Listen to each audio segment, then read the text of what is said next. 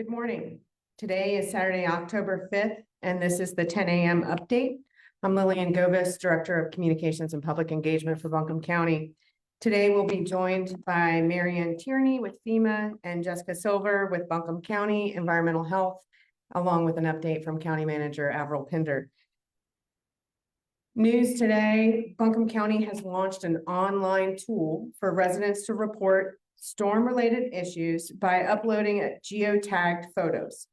This can include blocked roads, landslides, and urgent need for evacuation, supplies, or medicine. The photos will help emergency services respond faster and more accurately to specific locations. The website is live right now at report.buncombecounty.org. Please use this to report for emergency services only. Again, it's report.buncombecounty.org. You'll take a photo with your phone, upload it to the website, and the geocode attached to that photo will tell emergency services where you are posting that photo from, so we can get supplies, materials, and emergency support to you.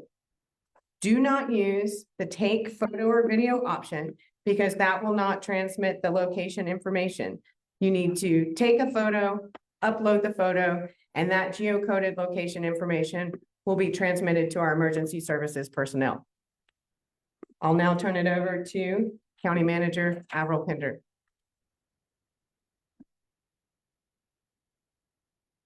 Thanks, Lillian. Good morning. As of 9 a.m. this morning, there remain 74,293 customers without power. Go to DukeEnergyUpdates.com. That is DukeEnergyUpdates, one word, .com for the latest update on their outage. Asheville Buncombe Air Quality Agency encourages residents to wait at least 3 days to let materials dry out before burning, as that will help reduce emissions. Be sure to be at least 15 feet away from structures and in 3-foot piles. Open burning of leaves, brush, and yard trimming is permitted on burning days between 8 a.m. and 6 p.m. To find out if it's a burn day, check abairquality.org, abairquality.org, or call 828-250-6767. Again, 828-250-6767. You are allowed to burn anywhere that does not receive public yard waste pickup.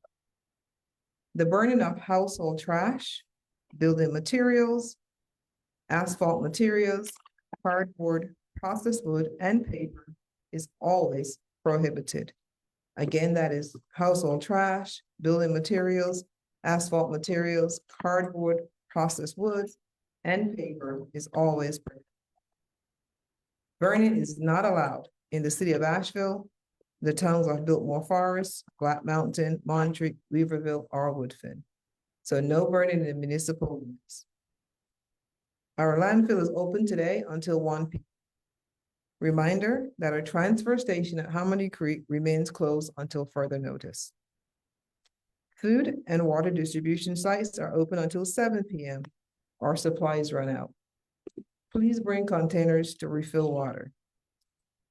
These sites are William Estes Elementary School and Overlook Road, Sandhill Elementary School, Sandhill School Road, North Windy Ridge Intermediate School on Doan Road in Weaverville, Fairview Elementary School, Charlotte Highway, Fairview, Black Mountain Ingalls, NC9, 550 NC9 in Black Mountain, Cane Creek Middle School, Lower Brush Street Road in Felcher, Lester Elementary School on Gilbert Road in Lester. Sites in Asheville are Asheville Middle School, Lucy Herring Elementary School, Shiloh Community Center, and Pat Square Park. Now we'll turn it over to Jessica Silva with Buncombe County Environmental Health.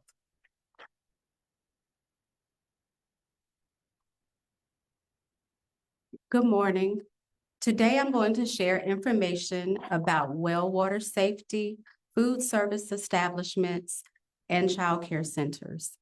Environmental health is working to make sure flooded wells or wells that were damaged during the storm provide safe water for your use at home. Environmental health would like to provide you with information on the risk of wells that may have been flooded or damaged in the storm. A flooded well is a well where water was over the top of the well at any point during the storm. Your well may have also received structural damage. If your well was either damaged or flooded during the storm, you must disinfect the well. Directions for disinfecting your well can be found at www.buncombecounty.org/EH. Again, that's buncombecounty.org/EH. Once your well has been disinfected, please call 828-250-5016, and we will have someone come and collect your water sample. Being without water is hard, and we are all being creative when it comes to flushing.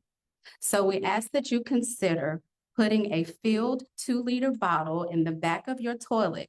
This will reduce the amount of water that's needed for each flush. Also, you can think of ways that you can reuse water. For example, after you wash dishes, pour the dishwater into the back of your toilet for future flushing. At this time, we advise not to use water from rivers, creeks, or streams due to contamination from the storm. Our community has stepped up, and our food service establishments have opened their doors to provide free meals to our residents in need. Environmental health staff is visiting food service establishments and providing information to operators on how they can reopen for business as safely and as quickly as possible. Establishments can call or text 828-772-2820. Again, that number for establishments to call to request an assessment is 828-772-2820, or you may email ehrequest@buncombecounty.org and include restaurant in the subject line. We also recognize members of our community need to get back to work. And to do that, childcare centers will need to reopen. Operators should reach out to their licensed childcare consultant for guidance. At this time, I will pass it off to Mary Ann Tierney with FEMA.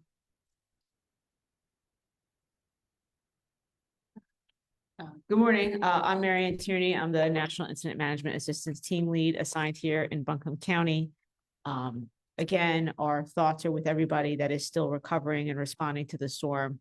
This is a long road, and FEMA will be with you every step of the way. I want to provide some updates that will help you on the road to recovery. First of all, life safety remains our top priority. Search and rescue is still ongoing throughout the county. And so we ask that you be mindful of our first responders working alongside the roads and ensure that if you are driving, to drive safely to ensure that they can continue their critical life safety mission. To date, FEMA has received over 27,000 applications, which have been approved, and has provided over $27 million statewide. Specifically in Buncombe County, 14,000 applications have been approved, and over $12 million has been dispersed to disaster survivors. This is critical assistance that will help people with immediate needs, as well as displacement assistance that helps them if they can't stay in their home. So with that, I encourage you to register for disaster assistance if you have not done so. You can register by calling 800-621-FEMA or going to disasterassistance.gov. Disasterassistance.gov is all one word. If you are unable, because of your communication connectivity issues, to register online or via telephone, you can visit our disaster survivor assistance teams, which are out in the community today. We will have teams at the WNC Ag Center at 1801 Fanning Bridge Road. We'll also have people at Tax Square Park at 80 Court Plaza, the A&B Tech Community College at 340 Victoria Road, as well as the Black Mountain Pod at 310 East State Street. In addition to these, the disaster survivor assistance teams that will be at these specific locations, we will also be canvassing in the communities of Emma and Woodfin today. We will be canvassing additional communities in the coming days. And so again, just in summary, I encourage you, if you have not registered for disaster assistance, to do so. It is the first step in the recovery process, and we can provide immediate relief in terms of serious needs assistance to replace food, water, medicines, other life safety critical items, as well as displacement assistance if you cannot stay in your home. Again, you can register by calling 800-621-FEMA or disasterassistance.gov or visiting one of the sites with our disaster assistance survivor teams. Thank you.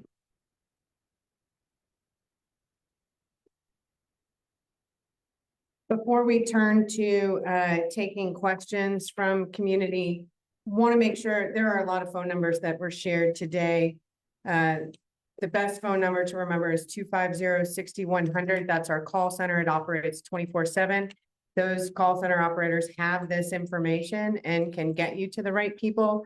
I know there are a lot of phone numbers shared, but if you call 250-6100 to our call center, our folks will get you to the right place and we'll make sure that you get your needs taken care of that way. And so at this time, we will turn it open to questions from members of the media.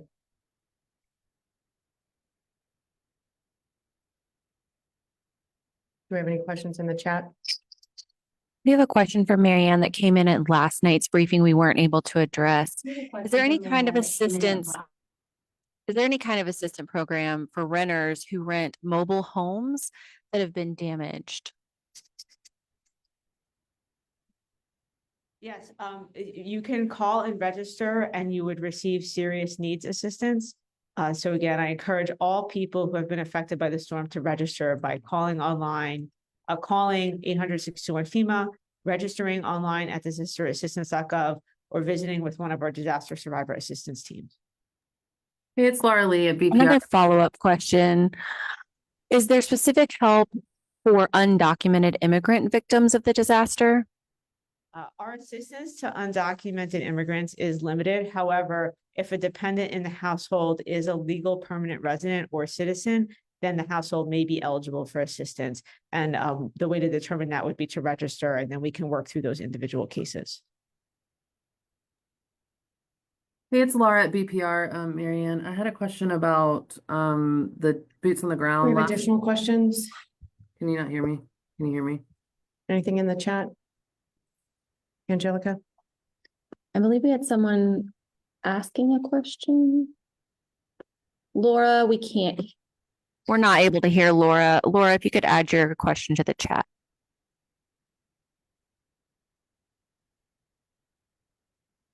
Laura Lee from Blue Ridge Public Radio asks, how many boots are on the ground from FEMA? Bigger than FEMA, I will say we have 1,300 emergency responders on the ground right now from agencies across the country, including the Fire Department of New York. You'll see their trucks outside, but we have crews from across the country who are here, and that number is more than 1,300. FEMA may be able to provide a specific FEMA-related number of individuals here. Do we have a number from FEMA?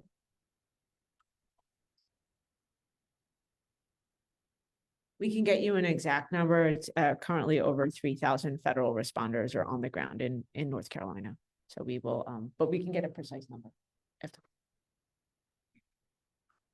Additional questions? Looks like there are no other questions in the chat. Oh, there is a question coming in. This question is for environmental health. Other than hand sanitizers, what can people do to help with personal hygiene? Personal hygiene question.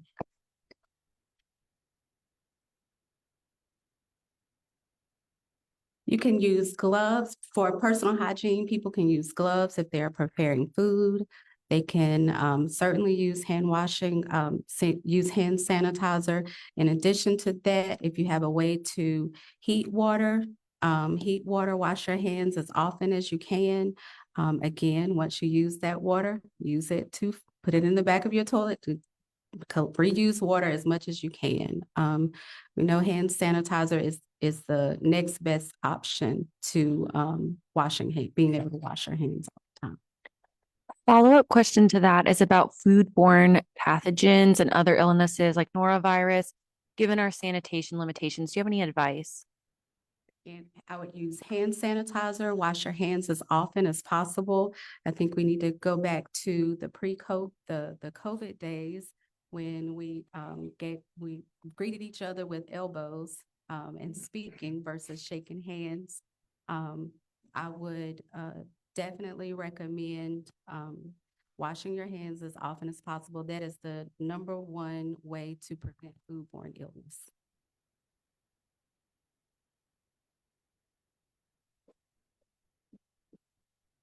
Thank you, Jessica. I have one last one, and this one's specifically about restaurants. Is there a way for people to know which restaurants have received approval or advice from county officials? How will we know when it's safe to go out to eat?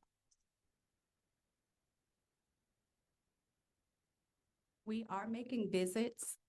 We started yesterday, actually, making visits to establishments just to make sure those that are operating safely and have an adequate supply of water or are using a backup water emergency plan that the state has approved. So those places have been given permission. Some places have been given permission to reopen either from us or by way of the state section of environmental health.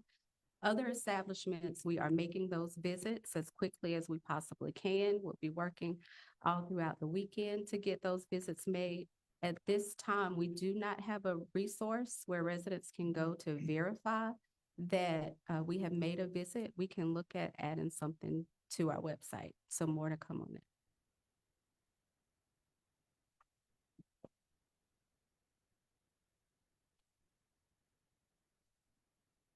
That looks like it's all of the questions that we've received.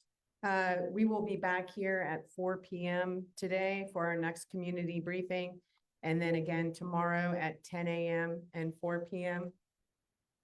For our community briefings. And so we will provide further updates as they're available at that time. And so we thank you all for tuning in and stay strong. Thank you.